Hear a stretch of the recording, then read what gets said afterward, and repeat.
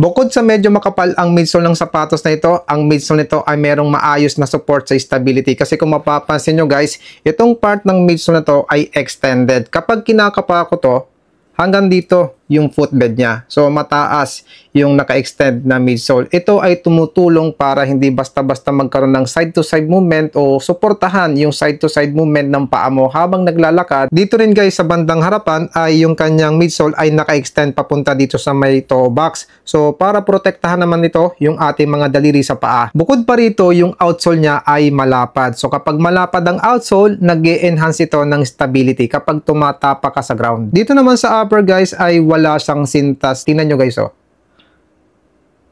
Meron siyang pull tab para kapag isusot mo yung paa mo dito, hindi ka nahihirapan.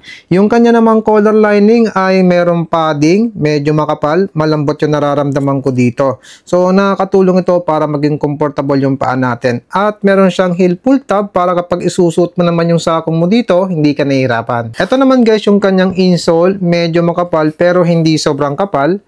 Malambot, yung pagiging malambot ito na katulong para maging comfortable yung talampakan natin kapag tumatapag tayo. 245 grams sa size 40. Kung interested ka sa sapatos na ito, meron pong lumalabas na link dyan sa taas ng pangalan ko or dito. Maraming salamat po.